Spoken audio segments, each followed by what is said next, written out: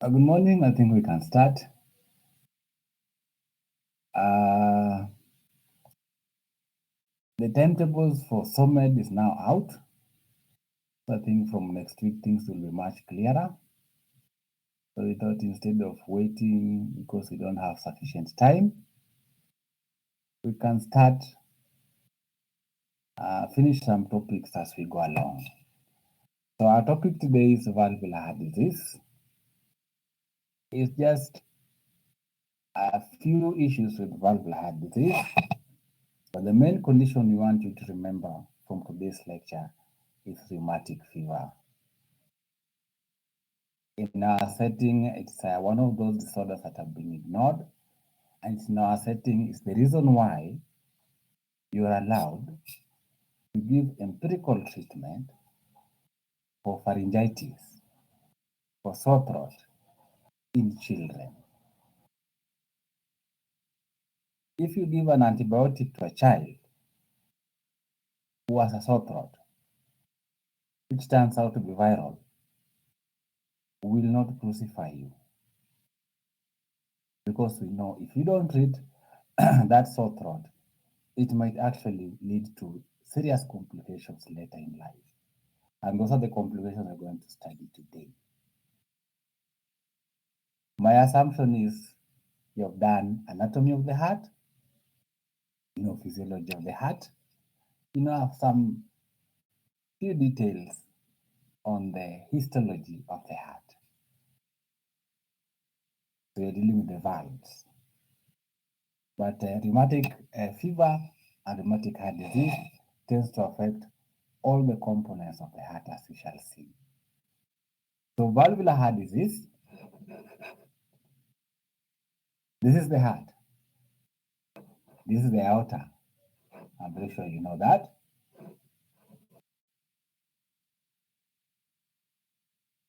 Yes, this is the aorta. Yes. So the valve you're talking about is the pulmonary valve over here. This is the tricuspid valve.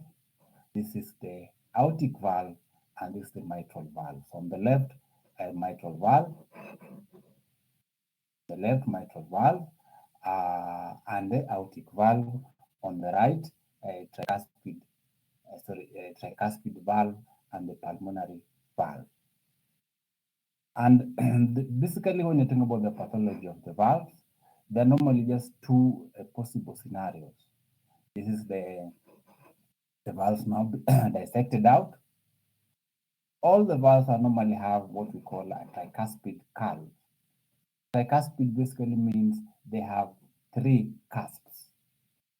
One, one, two, and three. Yes, it's only the mitral valve that has a bicuspid, only two. So in some conditions, you'll find the aorta having two cusps. An aorta with two cusps, we'll call it a bicuspid aortic valve, which is an abnormality. The aorta is supposed to have three cusps. Three. Okay. We'll see conditions where the aorta has two cusps, and that can lead to premature calcification. But these are the organs, so these are the tissues we'll be discussing today. This is now the cross section. This is the aortic valve. The valves normally have, they are made of some structures. Yes, this is what I was talking about. The the uh, the bicuspid aortic valve, which you said that's an abnormality. Okay. This is an abnormality. So this is the normal tricuspid aortic valve. And we said the valve also has some components, as you can see here. The valve normally has muscles. The muscles are called papillary muscles. And attached to them are some fibrous tissue called the chordae tendineae. And then the chordae tendineae now supports the cusps. These are the cusps. Okay, these are the chorda tendini supporting the cusps. So closes, closes, opens. But you can see the issue of the aspect of closing and opening is also done through the muscle. The muscle that normally control the valves are normally called papillary muscle. When you're taught about infective endocarditis, the infective endocarditis normally affects the cusp. So these are the cusps. This is what closes. These are normally the cusp of the leaflets. We'll have posterior leaflet, anterior leaflet, and so forth. When you discuss ischemic heart disease, sometimes you get this papillary muscle also getting necrosed and they can rupture. Papillary muscles can also rupture.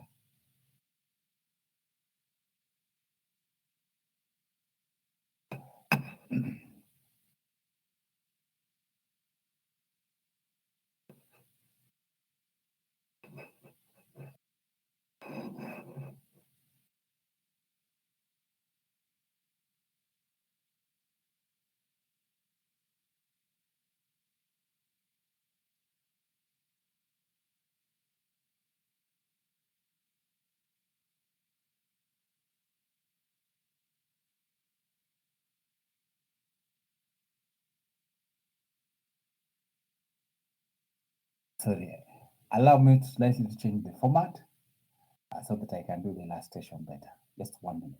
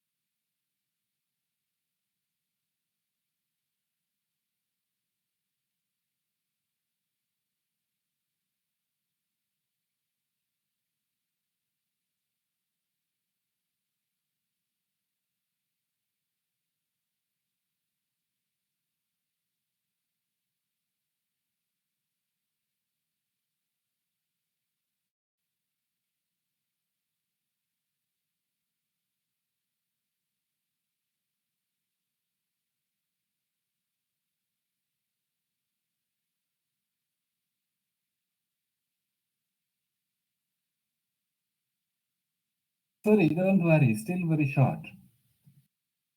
Okay. So we are saying,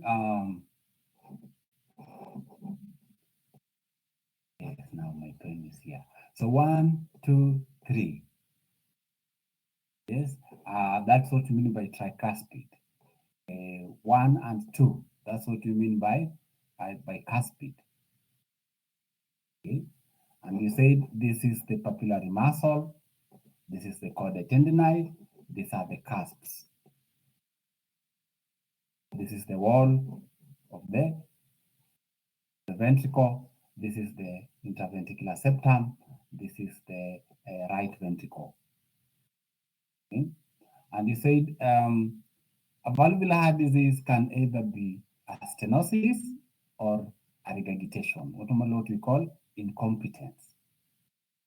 Those are the two main characteristics. And those are the two main consequences of any valvular heart lesion. Either the valve is stenosed, meaning it can't open well, or it's incompetent, or there's regurgitation, meaning it cannot close well. So valvular stenosis is the failure of the valve to open completely, obstructing forward flow. Valvular regurgitation or incompetence is a failure of the valve to close completely. So there is a regurgitation, there's backflow of blood.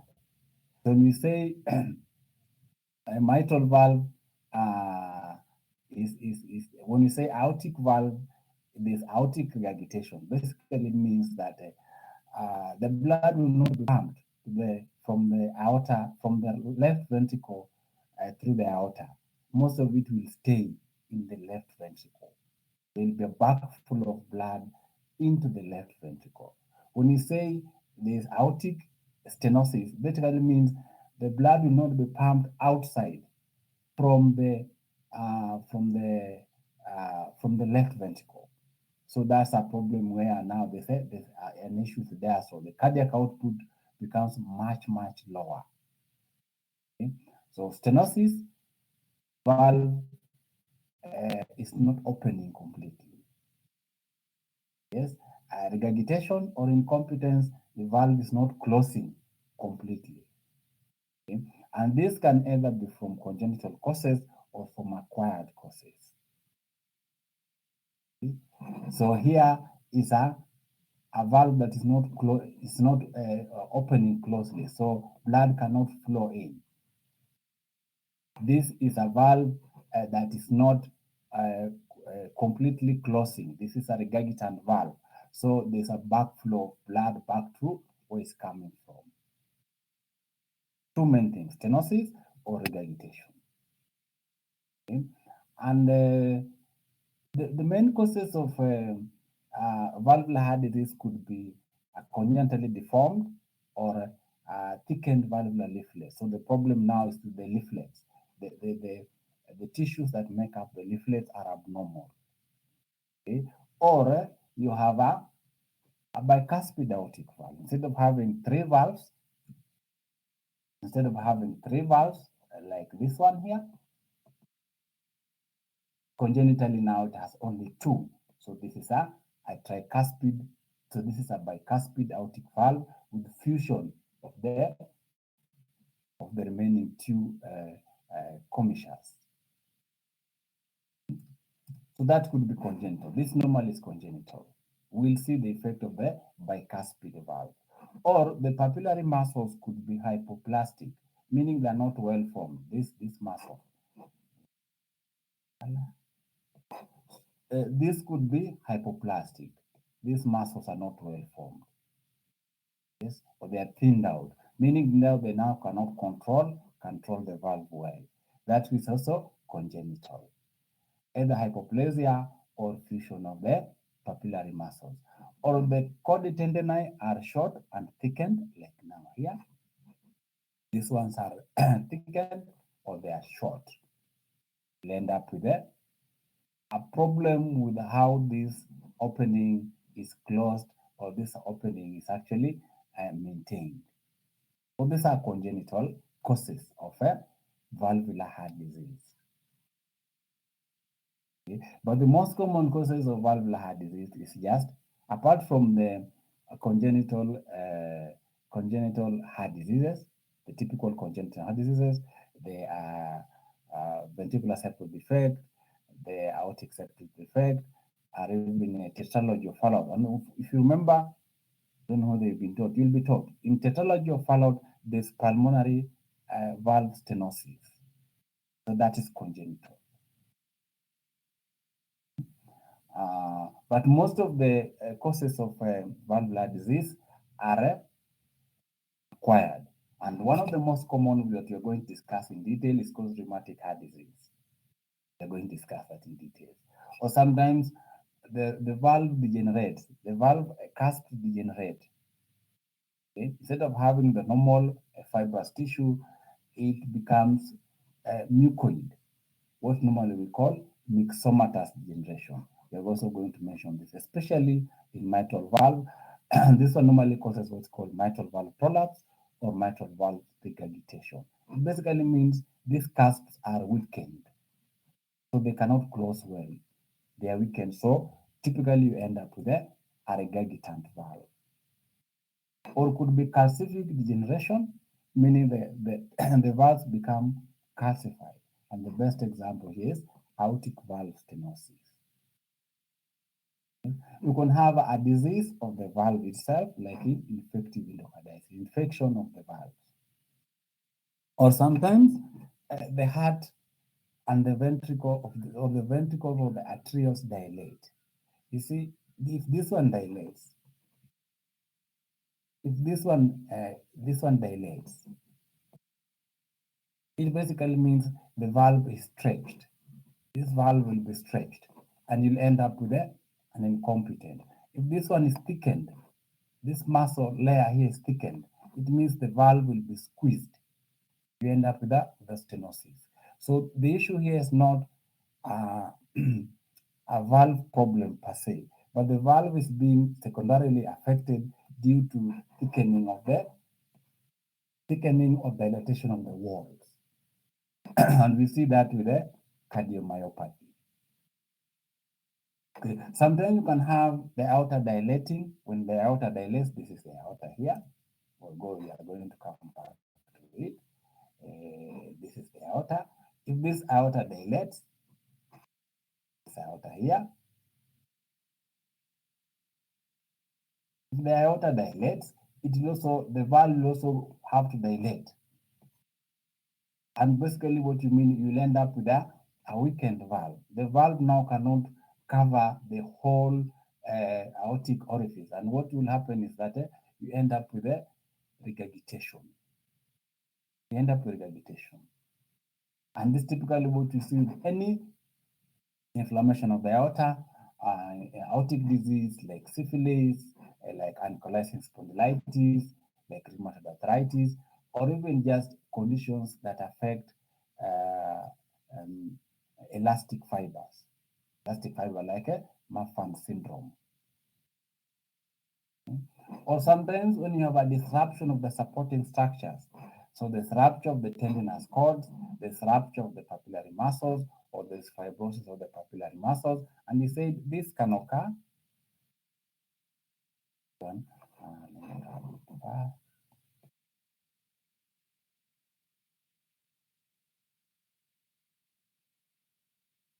We said if you rupture the papillary muscles, this can occur even during myocardial infarction. If you rupture the papillary muscles, if there'll be a sudden, this one will not able to close. End up with a regurgitant valve.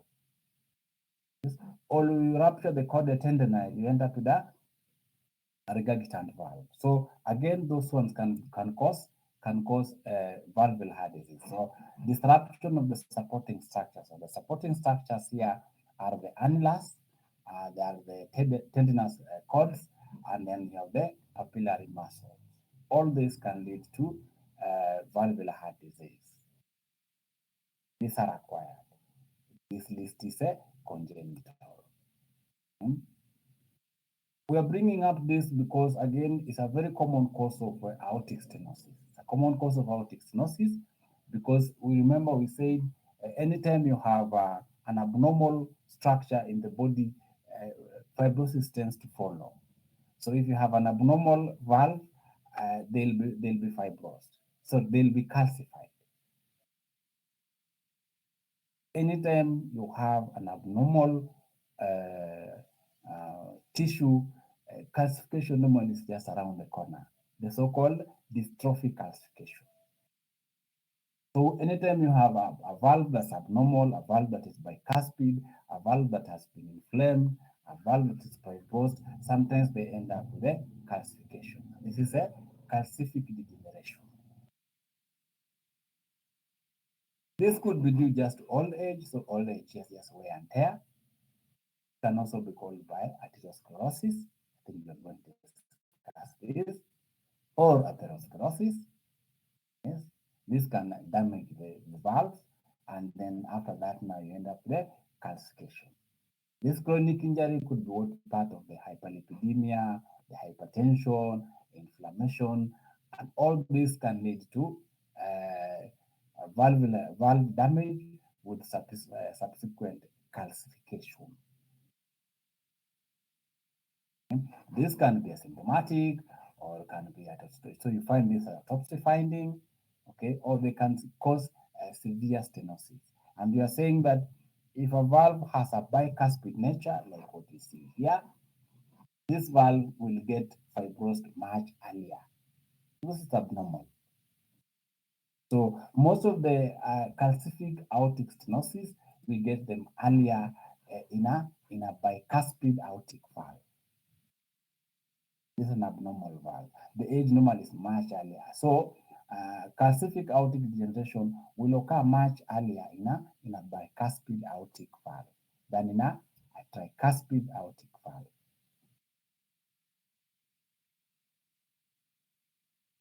So this is calcific degeneration. You can have another degeneration called myxomatous degeneration. When you say something is myxoid, it means it looks mucoid, like mucus. That's normally what we mean by myxoid. So instead of having a fibrous tissue that is strong enough to maintain the cusp, to maintain the cord tendini, there's degeneration that this is now replaced by a weak myxoid tissue. That is a myxoid degeneration. Yes. There's altered synthesis of a collagen. So collagen is replaced with myxoid tissue. So normally the valves are thickened, the valves are large, but they are weak, and they can balloon out from pressure.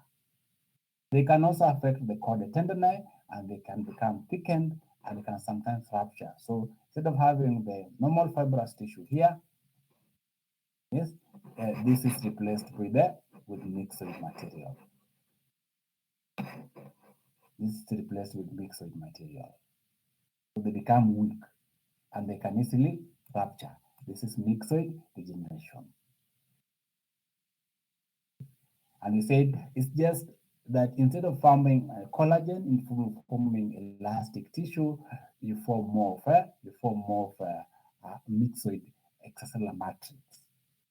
Myxoid material normally is not very strong. You cannot compare it with collagen.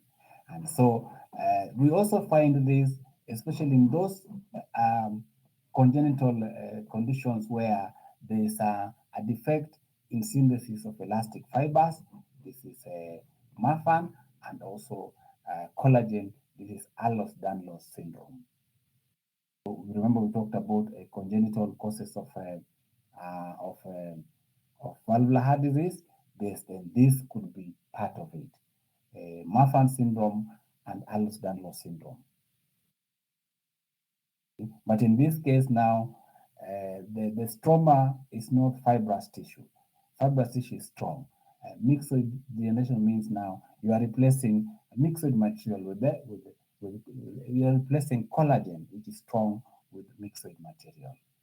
And most of the myxoid or myxomatous degeneration, we see it in the mitral valve. So anytime we talk about myxomatous valvular degeneration, it's typically in mitral valve. And what it gives is called mitral valve prolapse. This mitral is a weak mitral valve that prolapses backward during during diastole. And because it cannot close very well, what you end up with is mitral regurgitation. You have a valve that is weak, you have a valve that cannot close under pressure. Okay? It is supposed to close, sorry, not during diastole, during a systole, so that you close the mitral valve and then you open the aortic valve during systole. That does not occur. So during systole, there's a backflow of blood back to the left atrium. Okay? There's ballooning of the mitral leaflets. I'll show you that because it's weak. So any pressure during systole is actually reflected back to the mitral valve, and because it's a weak valve due to the degeneration, it balloons out. They are normally enlarged because of the myxoid deposition. They are redundant, meaning you have excess leaflet material. They form like a hood. Yes, you guys normally put on hoods. And it's thick and rubbery, but in short, it is weak. Now, if this degeneration occurs in the corda's tendinous or the tendinous cords, they might be thinned out and occasionally they can rupture. Okay? And this is because of the thinning of the fibrous layer. Don't worry about those finer details. We are basically saying the fibrous layer of um, the valves have been now replaced by myxoid tissue. We are replacing with a mucoid material. This is what we mean by myxomatous degeneration. And myxomatous degeneration, we see it mainly with the mitral valve prolapse. And mitral valve prolapse will give you mitral regurgitation. This is what we mean. This is, yes, histology. This is the endothelial layer. This is the endocardium. Yes. So this is supposed to be the fibrous layer that is supposed to be very strong. In this case, now instead of having a very strong layer, this is replaced with a myxoid material. This myxoid degeneration deposition there. This is the normal valve. This is the left atrium. This is the aortic valve. This is the aorta. Okay. This is the mitral valve. These are the papillary muscle. This is a papillary muscle. These are the tendinous cords. These are the called the tendini. Okay, and these are normally what we call the cusps. This is the way it's supposed to be. You can see the tendinous cells are thin, and this is the intraventricular septum. This is the left ventricle. This is the left atrium. This is the right ventricle. And this is the pulmonary valve. Okay. So in this case now you can see this tendon, this is now abnormal. This is from a mitral valve that has prolapsed. This is a mitral valve prolapse. Now this has been removed during surgery. You can see it's not as thin as what we are seeing here. This one they call the thickened. They are thickened. Okay. They look rough. They look completely disorganized. These are very thin. You can see these are very thick. You can see these are very thin and almost translucent. That's how valves are normally supposed to be. These ones are very thick, okay, and markedly disorganized. So this is a typical mitral valve prolapse due to myxomatous degeneration. And you look under histology, this one just take it from me. Yes, this is the fibrous layer. This is supposed to be there, but this material here, this is a myxoid material. So this is a myxoid degeneration. Myxoid degeneration. So this is typical of a mitral valve prolapse due to myxomatous degeneration of the mitral valve. And what it gives you is mitral regurgitation because these are weakened valves. It's a weakened valve. This is the same thing here. These are really, this is the hoodie we are talking about. It looks like a hood. It looks like a tent. This is like a tent. It's not as nice as what we have here.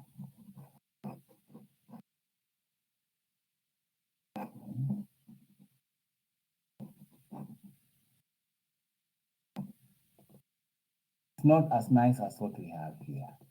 These are a markedly. This is a hooded, it's thickened and it's redundant. Like this loose tissue, excessive tissue over there. And what we are saying that now during systole, blood refluxes into the left atrium during systolic contraction. So during systolic contraction, blood is supposed to flow through the aorta, but because this is a very weak valve, this part of it goes back to the left atrium because of the prolapse. This mitral valve is weak.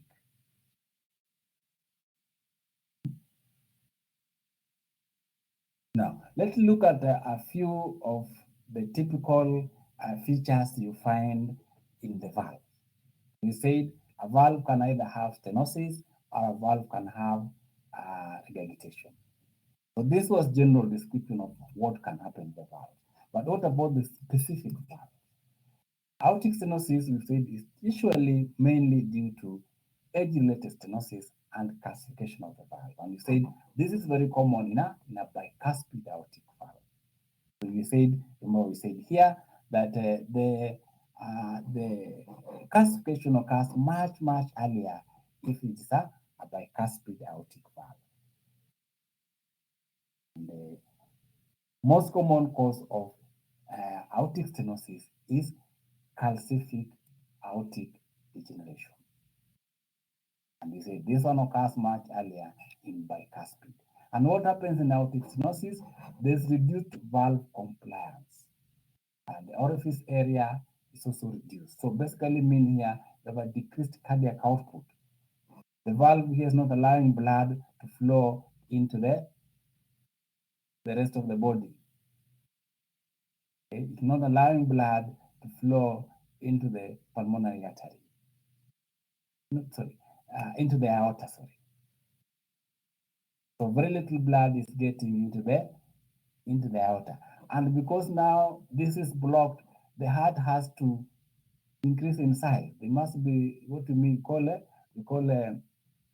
adaptive changes. So the heart mass of the left ventricle normally thickens. The left ventricle thickens. So you have a left ventricular hypertrophy due to a blockage of the aortic outflow. Okay? And because you are having left ventricular hypertrophy, you are now having a thickened mass of the left ventricle, which is still not getting sufficient blood. Because if you remember, the coronary arteries normally just comes immediately behind the aortic valve. After the aortic valve, you have the coronaries that supply the heart. So if you have a blockage of the heart, it basically means you have a thickened heart muscle that are not getting sufficient blood. And if you have a disparity in perfusion and demand of the heart muscle, end up with a chest pain. And the chest pain here is normally angina. You'll be taught angina. I think I've seen it in your schedule. Okay? You'll be taught about angina pectoris, chest pain. So you get chest pain. On top of that, you can get fainting episodes because it reaches a point where the brain and also the heart muscle are not getting sufficient perfusion. So what the body does is you faint so that you reduce the demand. It can also give you left heart failure because eventually the heart cannot continue increasing in size. Eventually the heart muscle fails. You end up with a heart failure. So typically these are the complications and what can give you aortic stenosis. You see the aortic stenosis mainly due to calcification. There can be other reasons, but mainly due to calcification. And the calcification is seen mainly in bicuspid valve.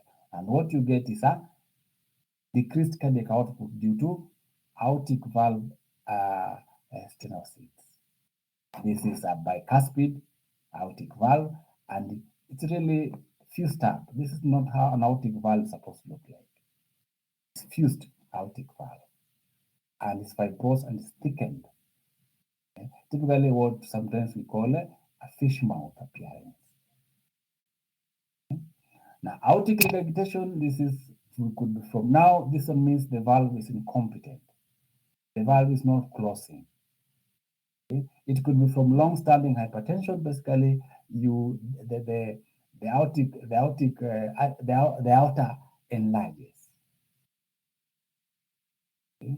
Or the interventricular septum enlarges, or the left heart enlarges, and when it enlarges, it makes the opening of the aorta much larger, and you end up with a regurgitation.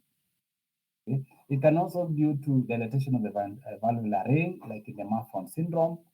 The Marfan syndrome basically is a defect in synthesis of the elastic fibers. Also, syphilis means syphilitic aortic aneurysm when you have syphilis affecting the aorta and the aorta dilates. When the aorta dilates, the valve cannot keep up. If the valve cannot close the whole aorta, so what you end up with some form of a regurgitation or incompetence.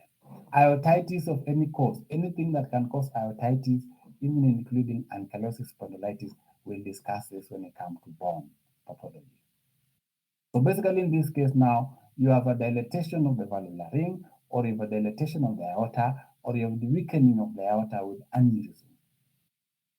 The orifice of the aorta is actually increased in size, and now the valve cannot cover the whole aortic orifice, and you end up with a incompetence.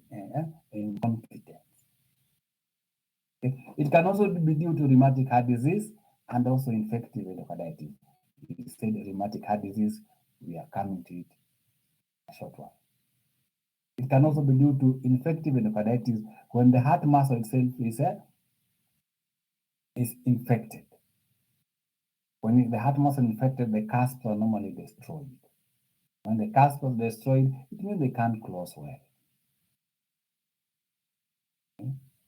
So what basically happens is that you have blood regurgitates back to the left ventricle. So it's pumped through the weakened aortic valve, and then it comes back. So basically what you have is a left ventricular volume overload. So blood now accumulates in the left ventricle because it's not being pumped out sufficiently. Okay? Left ventricular volume overload. Here we were having a thickened muscle because we have a blocked orifice. Here we have a very weakened orifice, meaning blood is flowing back into the left ventricle. For left ventricle, mainly hypertension, rheumatic heart disease, infective endocarditis, but anything that's going to expand the valvular ring, anything that's going to destroy the aortic orifice, including aortitis, syphilis, aortic aneurysms, will give you aortic regurgitation. Mitral stenosis, now here you are blocking the mitral valve. The mitral valves are thickened and they don't open well. And typically, anytime you mention mitral stenosis, think of chronic rheumatic heart disease as the most common cause. And what happens here, you end up with a left heart failure. Blood will accumulate in there. Blood accumulates in the pulmonary system. Because during diastole, blood is supposed to be pumped back from the lung into the left ventricle through the mitral valve. And if the mitral valve is completely blocked, blood accumulates, this backflow, blood accumulates in the lungs, and you end up with a left heart failure. Okay? You have a backward failure resulting in an increased left atrial pressure causing pulmonary congestion. But on top of that, you have a forward failure because blood is not reaching the left ventricle. Most of it is just accumulating in the lung. So blood also does not reach the left ventricle, and you have a decreased failing of the left ventricle, which decreases cardiac output. So you have a backward failure, and you also have a forward failure. That's why mitral stenosis tends to be, they have a lot of symptoms. We are seeing now with the advent of antibiotics, this is something that might decrease. But mitral stenosis is almost synonymous with the chronic rheumatic heart disease. The most common cause. The most common cause of mitral stenosis is chronic rheumatic heart disease.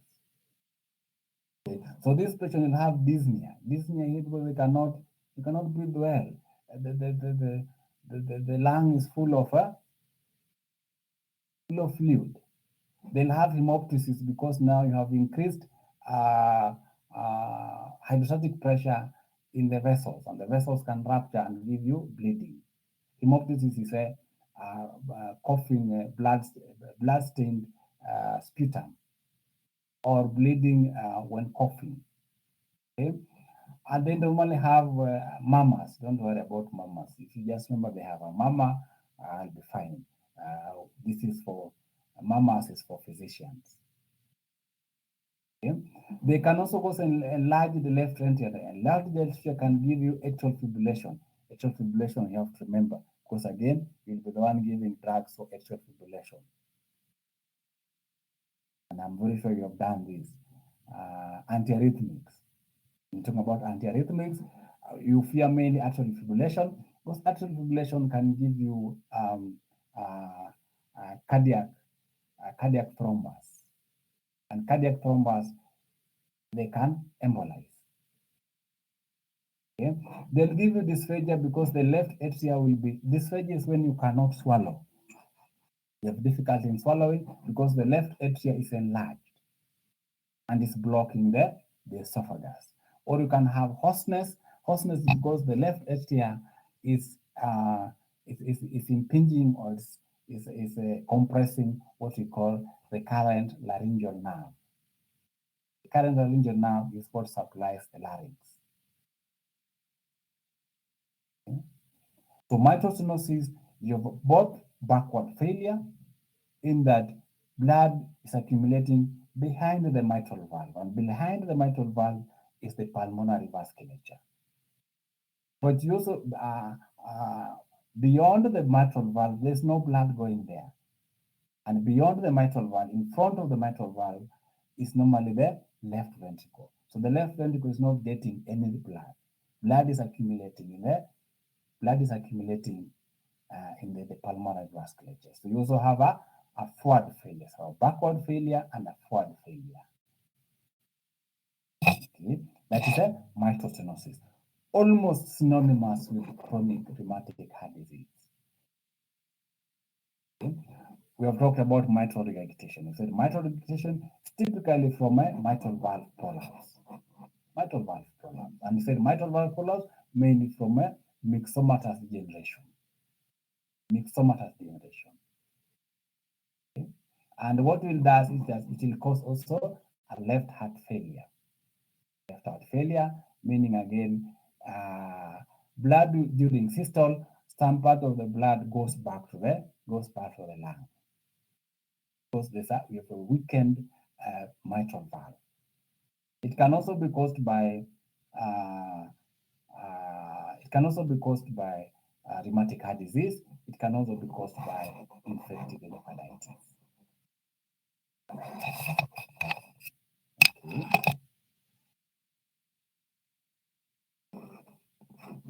Okay, sorry about that.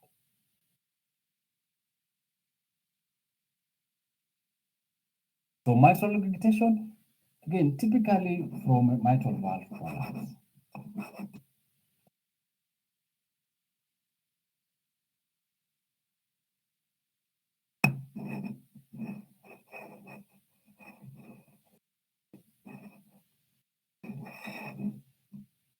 Typically from mitral valve prolapse. My mic is misbehaving. Yes, typically from mitral valve prolapse, and it can give you left heart failure. It's a valve that is very weak. Okay, and again, main cause is a myxomatous degeneration. Myxomatous degeneration. Okay. Other valves like tricuspid regurgitation can occur in right heart failure can give you right heart failure. It can be due to endocarditis, infective endocarditis. Endocarditis basically means infection of the endocardium. endocardium of the heart. And in the endocardium of the heart is where you find the valve. It can also be in intravenous drug abusers, a very common cause of intravenous drug abusers, because that's where the first port of blood from the rest of the body normally lands, and also can be part of a rheumatic heart disease. This is a tricuspid regurgitation. This patient will have right heart failure. Basically, the blood will be pulling both behind and in front of the tricuspid valve. Tricuspid stenosis, we see it mainly with rheumatic heart disease. Very few patients have this. It's not a common valve disorder. Pulmonary stenosis, typically either congenitally as part of um, as part of tetralogy of Fallot. Okay. Also, it can be seen in other cases like congenital rubella. Again, not a very common cause of acquired valvular disease. Pulmonary regurgitation, we see this mainly with in a setting with the patient with right heart failure. So if you have right heart failure, basically it means that most of the blood is accumulating in the systemic circulation. Most of the blood is accumulating in the systemic circulation. So the right ventricle basically has to pump harder to get blood from the right ventricle into the pulmonary system, because the pulmonary system here is closed up. These are not common. So the most common of the valvular lesions, the ones we have mentioned, aortic stenosis, aortic regurgitation, mitral stenosis, and mitral regurgitation as part of a mitral valve prolapse. In the context of rheumatic heart disease, as we are going to see, it is mitral stenosis that is the most common.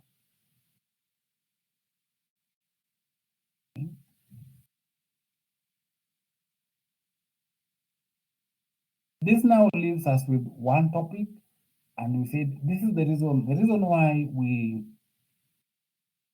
are normally a bit more I don't know, let me say overzealous or injudicious, but it's acceptable if a child has sore throat that you are not sure and you don't have the capability of testing whether it is a strep throat or it's caused by viruses, you are still allowed to give antibiotics. It's because of this. Okay? And this effect of the chronic rheumatic heart disease, they appear much later.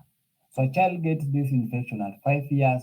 The rheumatic heart disease, the chronic rheumatic heart disease, appears much later, maybe at 18 years plus. 5 years, 18 years. So if this is not recognized early enough, this damage will appear in adulthood. Now, the terms you should remember is acute rheumatic fever, acute rheumatic heart disease, and chronic rheumatic heart disease. Acute rheumatic fever is the global. The global definition means other organs are also affected. So when you say acute rheumatic fever, is the acute setting and it's affecting other organs. When you say acute rheumatic heart disease, we are limiting ourselves to the heart. When you say chronic rheumatic heart disease, we have now walked away from the acute setting, we're in the chronic setting. So what's acute rheumatic fever? Acute rheumatic fever is a multi-system inflammatory disease. Multi-system inflammatory disease, normally being mediated and occurs after sore throat, strep throat. Group A, beta hemolytic streptococcal infection. Group A. Okay. Typically from group 1, this should be a strep pyogenes. Okay. We know that group A beta hemolytic streptococci causes infections, usually pharyngitis, but can also cause infection on other sides like the skin. Okay. And we are saying it's immune mediated. Streptococcus normally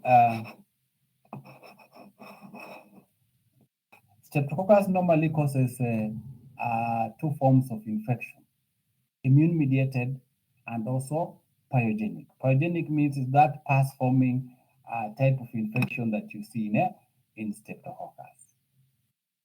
But this is immune mediated. This is immune mediated. Immune mediated.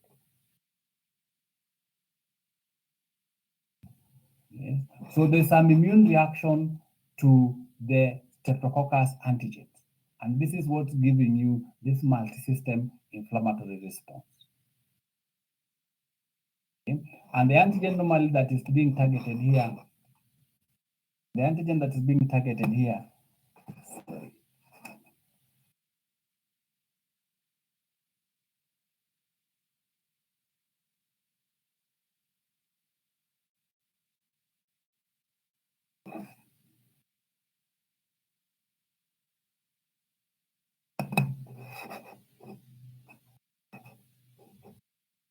the antigen that's being targeted here is antigen to the strep called M protein.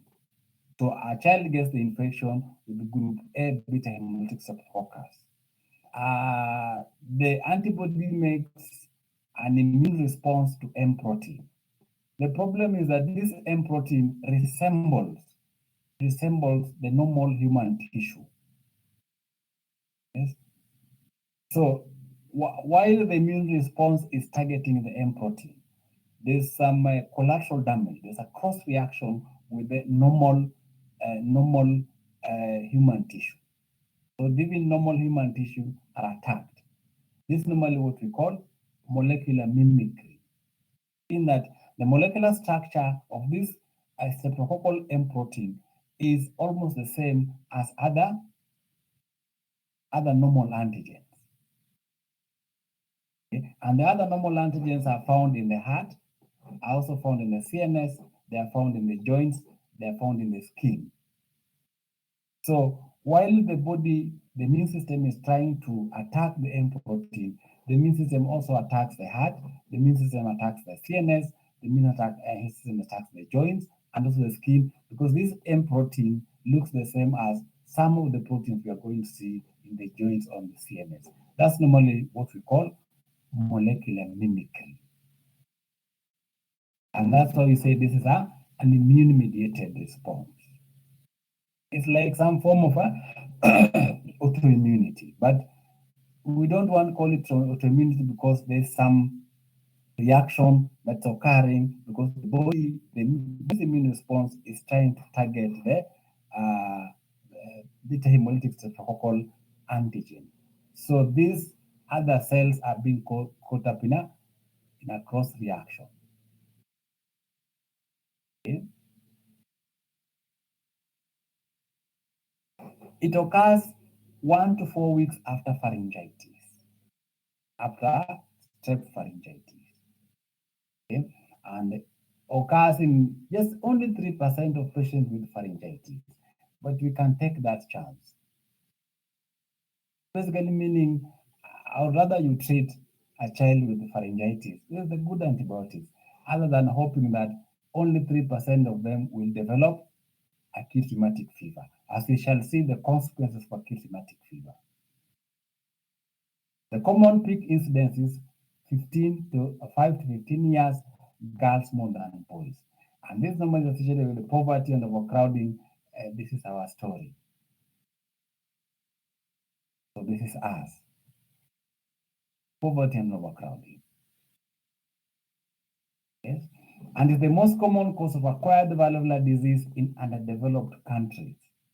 In undeveloped countries, most likely if I find a patient with a valvular heart lesion, and it's especially mitral valve stenosis, it's most likely acute rheumatic fever that has caused it. Okay? And you say this is a cross reaction. Antibodies are made against M proteins of the group A streptococcus, and then because this M protein looks similar to human connective tissues, then they look similar. In fact, they have a certain similar amino acid sequence. So they are also attacked by these polyclonal antibodies, by this polyclonal immune response. Okay? So what you have is an immunologically mediated inflammation, an autoimmune disease to human tissues, which have antigenic similarity with the streptococcal component, and basically streptococcal M protein. So here, like the heart, the joint, the brain, and the connective tissues are attacked. Because they look similar, they have proteins that look similar to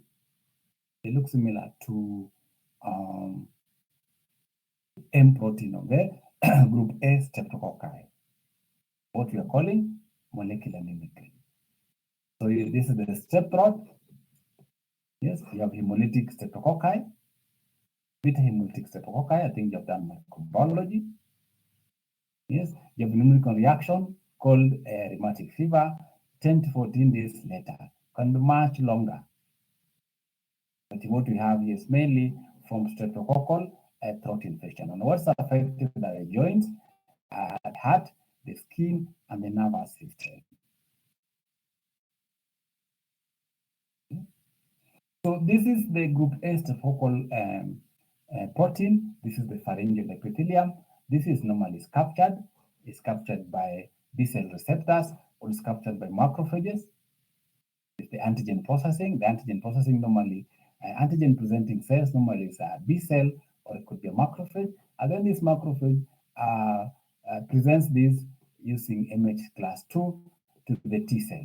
And the T cell becomes activated. So in activated cross-reactive T cell. So this T cell will not be able to distinguish between proteins in the joints, proteins in the skin, proteins in the brain, and proteins in the heart from the group A streptococcal protein because they look similar.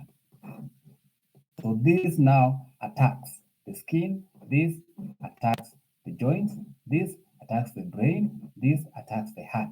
And even antibodies are also formed, causing the same damage. Yes, there's a generation of cross-reactive B and T cells, and then you have a tissue organ and specific manifestations now. And what normally attacks the heart, the brain is attacked, the joint is attacked, and the skin is attacked.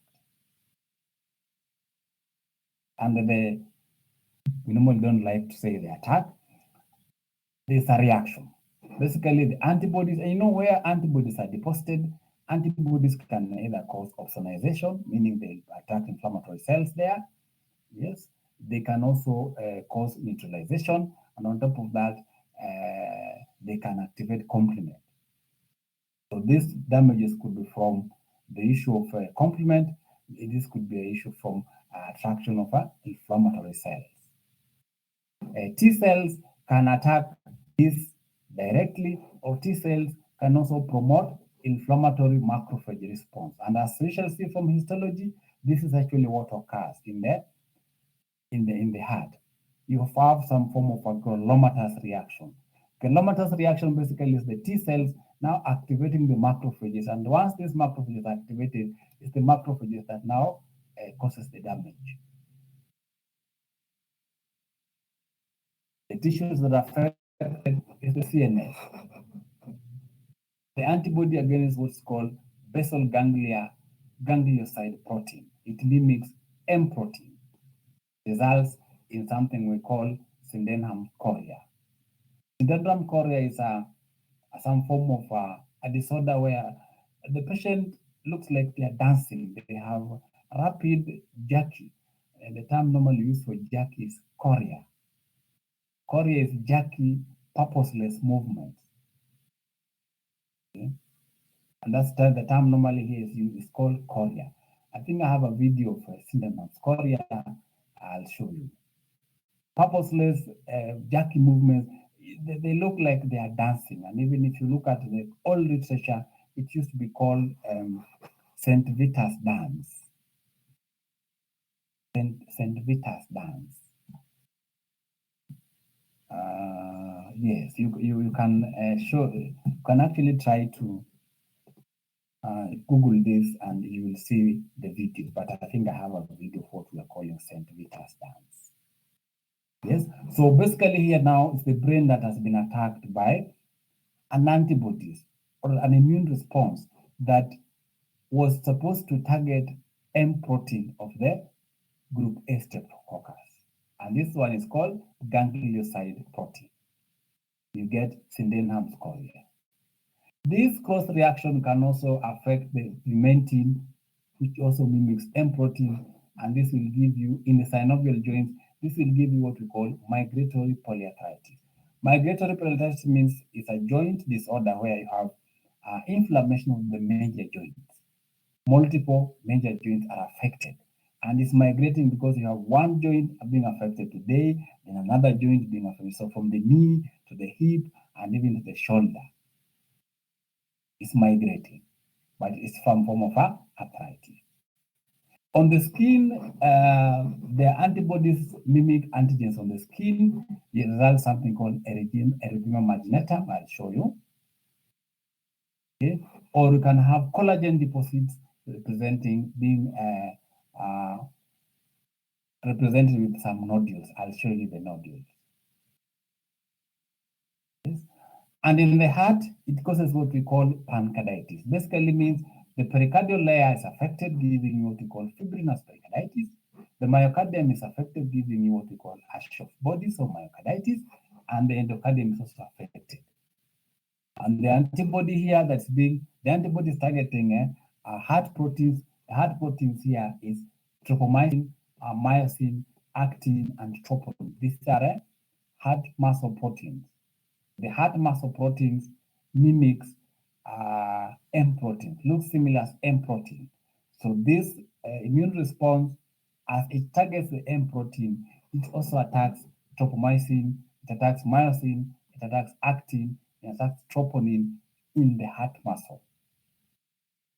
And in the heart, acute rheumatic fever gives you what we call PAN. PAN basically means all the layers are affected.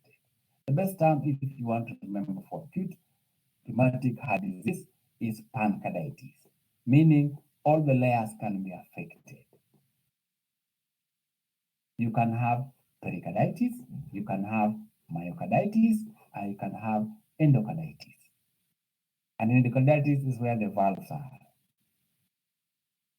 I'll tell you what ash of bodies are. The cusp, normally the cusp are edematous, the cusps are thickened.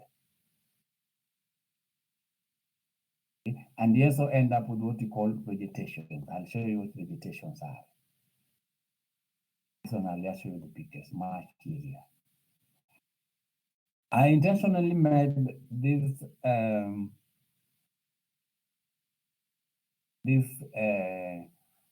slides to be very busy. These are very busy slides. This is not how you make PowerPoint slides, but I wanted you to use this for your revision.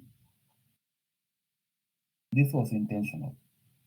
So for guys who are normally very particular about how PowerPoints are made, this was intentional that you get all the information here from this purpose. So that from this lecture alone, you should be able to answer the questions we are going to show you at the end. And those are the similar questions we normally ask at the end of the term. And those, if you know that one for a pharmacy student, will be fine. Okay. These are nodules. You can see a nodule here.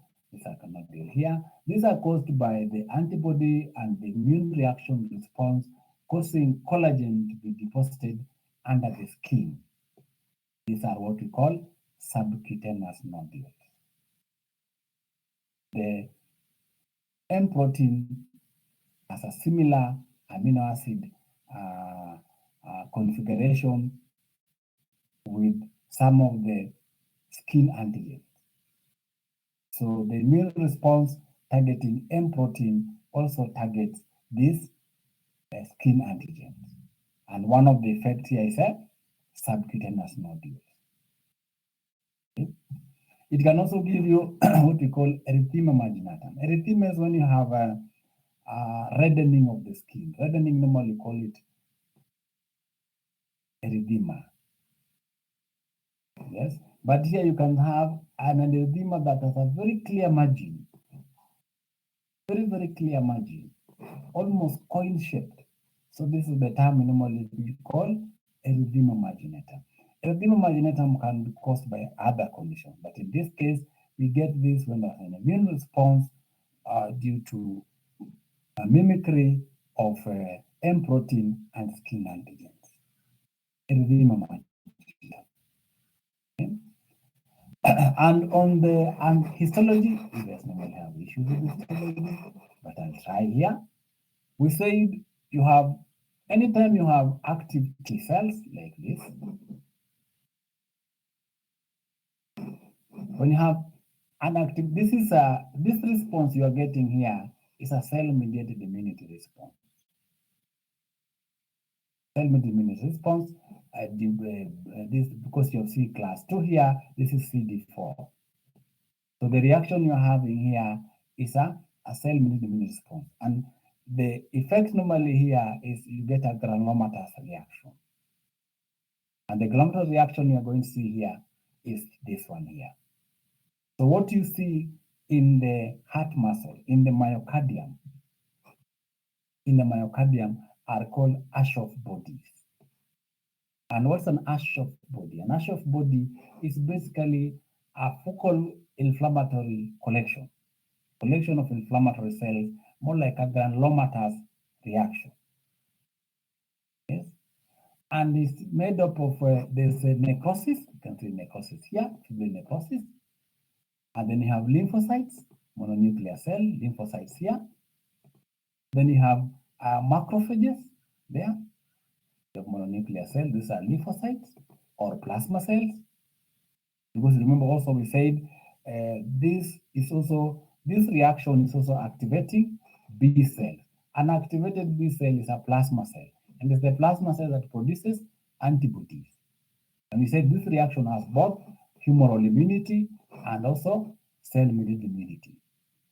So you see plasma cells here, like this one here, and this one there. These are macrophages that have been activated. When they become activated, they have, when you read the books, they'll tell you they have a nucleus that looks like a caterpillar. I hope you guys have seen caterpillars. Some of you were born in town, maybe you have not seen how a caterpillar looks like.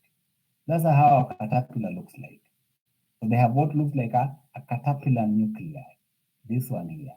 So this is normally what you call Anishkov cells. Anishkov cells. The whole thing is called Aschoff body. The whole collection is called Aschoff body. But these cells that have this caterpillar-like nuclei, these are macrophages that are activated. They are called Anishkov cells. Some of these can, when they become activated, they can join up and become a large one. So you have a large manipulated giant cell. So the giant cell that's manipulated, that one we call an Aschoff cell, an Aschoff giant cell. I'll repeat that again. The whole collection of the inflammatory cells is called an Aschoff body. Aschoff body has macrophages and mononuclear cells. And the mononuclear cells here is a lymphocyte and plasma cells. Now, the macrophages, some of them are still mononuclear, like you can see here. Some of them are multinucleated. Some of them have the so-called caterpillar nuclei. And the caterpillar nuclear cells are called Anishkov cells. And sometimes these Anishkov cells can join up and become much larger. Yes, a multinucleated giant cell we call an Aschoff giant cell. So this is what now you see in the myocardium, and it's causing destruction because you can see necrosis. We said you see fibrinous pericarditis. This is this one here is the pericardium. The heart has been opened. Yes. So this is the epicardium. This is the pericardium. And you can see there's some shaggy appearance. Some shaggy appearance. This is typically from fibrin. This is when you have an inflammation that is has there's too much leakage of fibrinogen, and then this fibrinogen is converted to fibrin. And this fibrin is what's deposited on the surface. This is a fibrinous pericarditis. And also you can have endocarditis. These collections here are normally called verrucae, fibrin verrucae, or the other term we use is vegetation. Here is normal, nothing there. Here you see some shaggy deposits of fibrinous material, usually sterile. Sterile meaning this is not from an infection, this is an immune response. You also get vegetations from infection. But the vegetations you have, this shaggy fibrin verruca is not what you call vegetation. You see here in the book they're talking about vegetation. These are the fibrin deposit you see on the cusps of the valves, pass through the valves. You will remember the chordae tendineae, and you can remember the papillary muscles, papillary muscles, papillary muscles. So this again is acute rheumatic carditis, but now affecting the endocardium and the valve. So this is a rheumatic endocarditis. Endocarditis. We said all the layers of the heart are affected, what we are calling pancarditis. So cardiac manifestation of acute rheumatic fever is pericarditis, myocarditis, and endocarditis.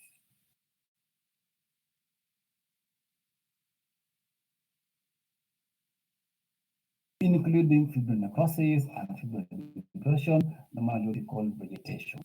Vegetations in here are normally much smaller. The vegetations you get in infective endocarditis are much larger. This one we talked about. The clinical features, we have most likely mentioned them. Clinical features now, we said 2 to 3 weeks. So 2 to 3 weeks after streptococcal infection. So you see migratory polyarthritis. One large joint after another becomes painful and swollen for a period of days. There's spontaneous resolution, then there's a new one coming. Migratory polyarthritis. So one heals and it's normally a large joint, not the fingers. So the knee, the shoulder, the elbow, and so forth. You have carditis. Can give you have pericardial friction rub. This is from pericarditis. You can have arrhythmias again from pericarditis or from endocarditis. You normally have subcutaneous nodules, and then you have erythema marginatum, skin rashes. On top of that, you have a syndrome chorea. This is an involuntary, purposeless, rapid movement, the so-called St. Vitus dance. Okay? You can have fever, because again, it's an inflammatory response. There's some inflammation. You can have arthralgias. This is now just the pain without the polyarthritis. The arthritis means there's pain and there's swelling. Here is just pain. This is normally what you see with the acute rheumatic heart disease. So acute rheumatic heart or acute rheumatic fever. The best term should be acute rheumatic fever, because you are seeing all the systems being affected. The chronic rheumatic heart disease now occurs much later, much later. And now this is now you have chronic scarring and reversible deformity or one or more cardiac valves.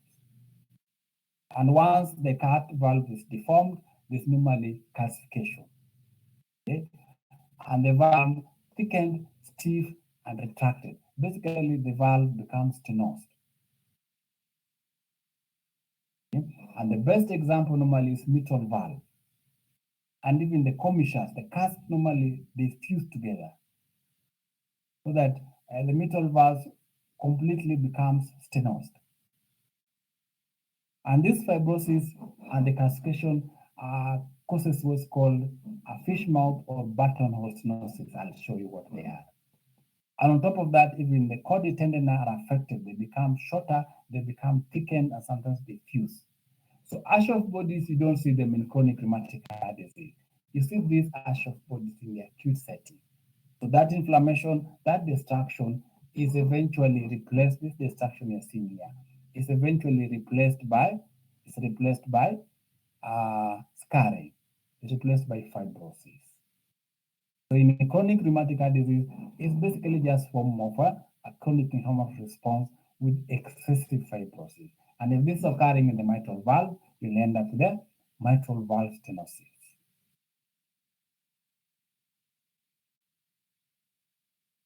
It's fibrosis with the repair and scarring. It's basically what we are saying there. And of course, now if there's fibrosis, there'll be changes in the leaflet architecture.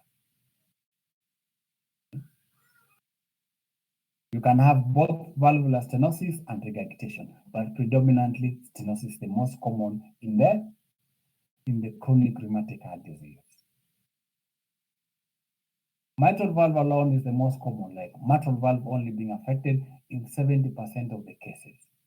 Combined mitral valve and aortic stenosis you see in 25. So 25% of the patients will have mitral valve and aortic stenosis.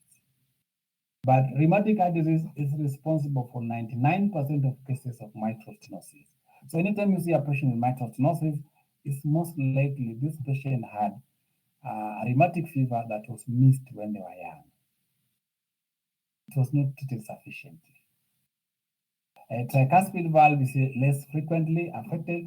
Pulmonic valve is most of the time escapes injury. So in chronic rheumatic heart disease, it's the mitral valve that's mainly affected, or a combined mitral valve and aortic disease. And it's mainly stenosis.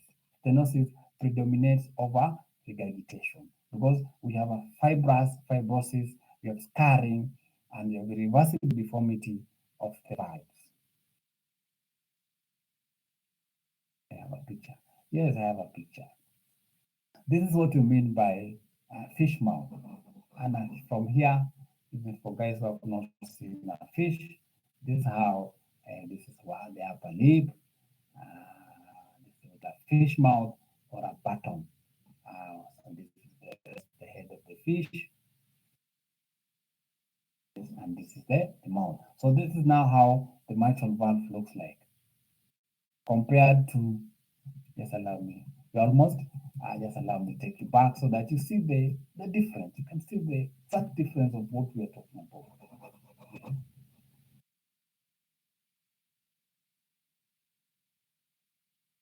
Yes, this is the normal mitral valve. You can see it's very open, it's very thin, almost translucent. The chordae tendon are there. Okay, now what we have here, so this will be the whole lumen. So if you're talking about the lumen, this will be the whole lumen there open. But now when you come to this, it's completely blocked. This one here is completely blocked. In fact, you don't see the tendon, you don't see the cusp, everything is fused. This is the aortic valve. Again, tight, thickened, fused, fibrosed, completely fibrosed. Okay. This is due to chronic scarring in heart valve. So this could be from both rheumatic heart disease, because you said rheumatic heart disease normally affects mainly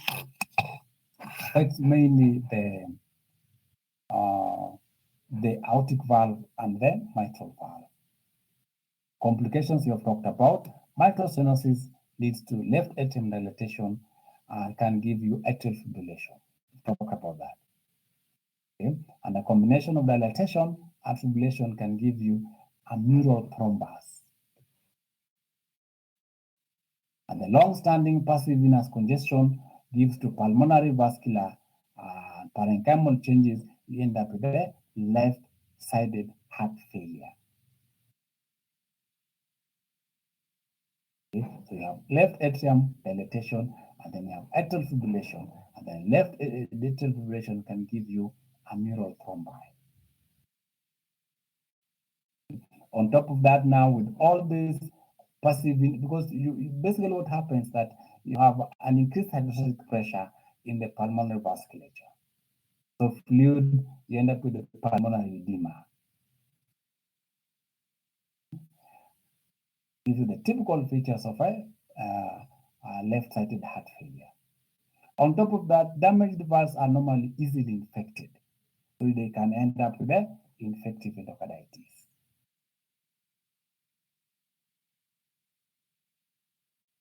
How do you diagnose acute rheumatic fever? You must show a prior evidence of group A streptococci. And how you're going to show that? You can do a strep throat culture. So yes, a positive throat culture for group A hemolytic streptococci. You can do rapid antigen tests from again the throat swab. You can also look for antibodies to the streptococcal pyogenes antigen. And the best example here is anti-streptolysin O. This is normally what's called the ASOT test, anti-streptolysin O test. This is something called ASOT. ASOT test or anti-deoxyribonuclease B test, also called ADB. These are antigens of streptococcus. Now you're getting an antibody to those antigens, and these ones you can test in the serum. So this is done in the throat swab. This is done in the throat swab. This will be done in the serum. This will be done in the serum, and because it's an inflammatory response, you'll see acute phase reactants, elevated CRP, elevated ESR.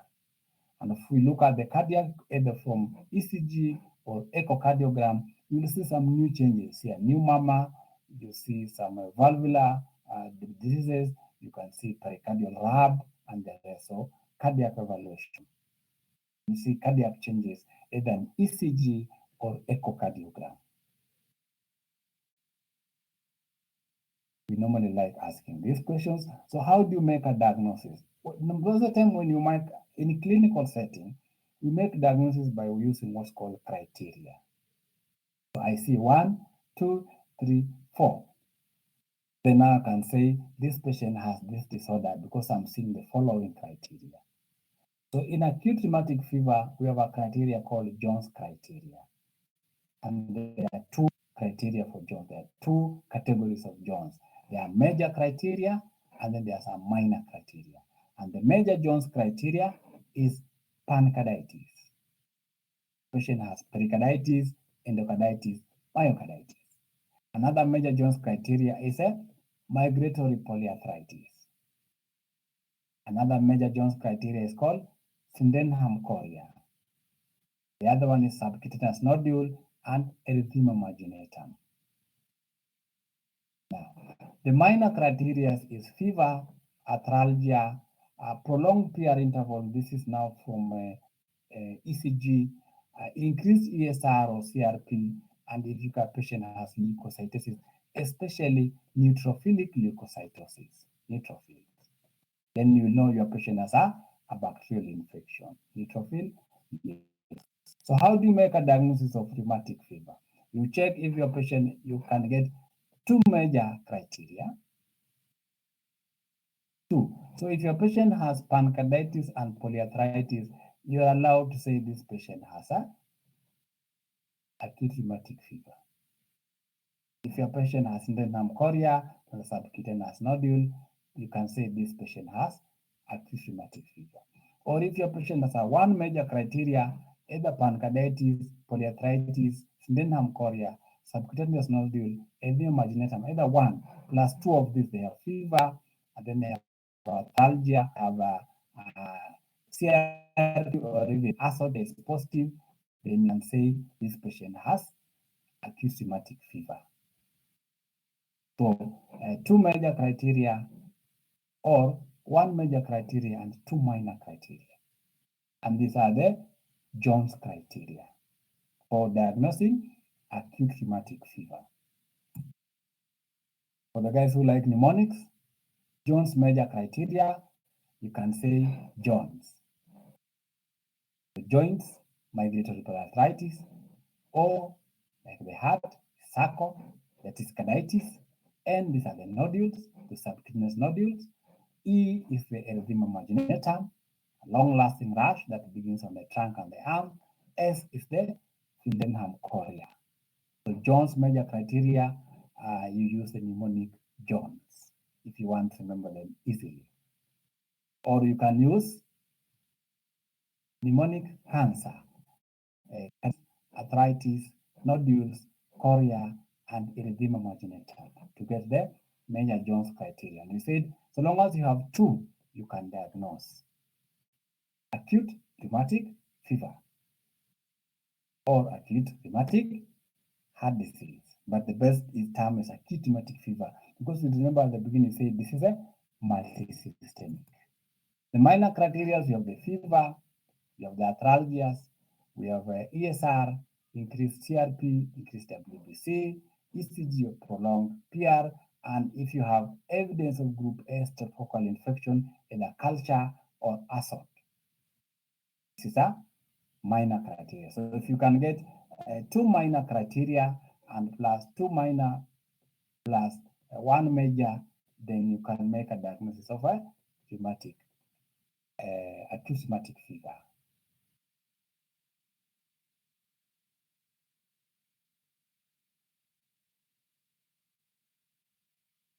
And you can see that even using only these notes, these are past questions.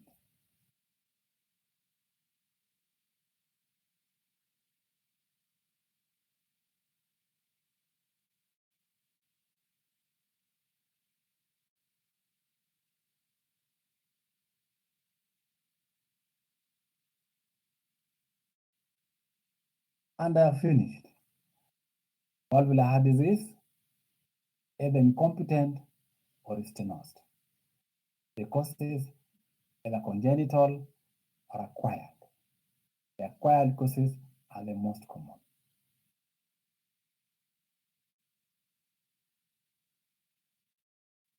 And in our setting, the most common cause of chronic valvular heart disease is chronic rheumatic heart disease. And that's why we have taken time to go through acute rheumatic fever as a precursor or as a prequel for chronic rheumatic heart disease. Outline the pathogenesis, clinical, and laboratory features of acute rheumatic fever. It's all there.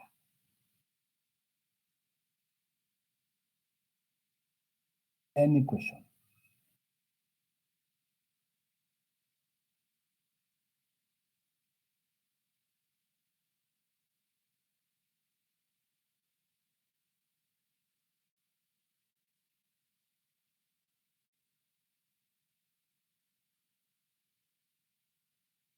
Okay, if there's no question, Faith, I'm sending this right now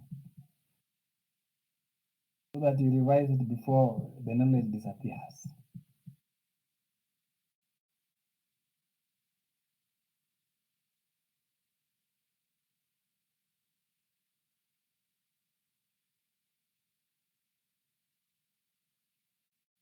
Okay. Oh, sorry. You guys are not reminding me. I'm supposed to show you Sydenham chorea. Just 1 minute.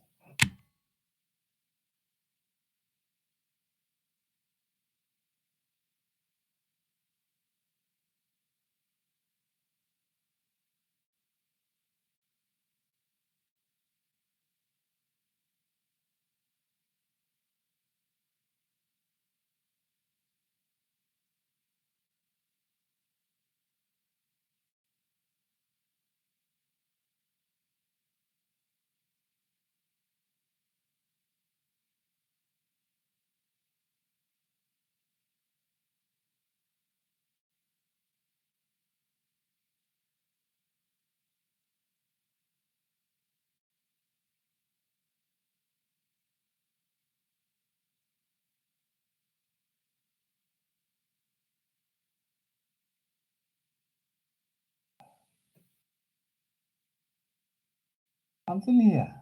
My mic is off. I'm here. Yes. So this is this rapid jerky movement that is Sydenham chorea. And when they are walking, they look like they are bouncing or they are dancing. It looks like a dance. So this is the typical manifestation of what we call St. Vitus dance or Sydenham chorea.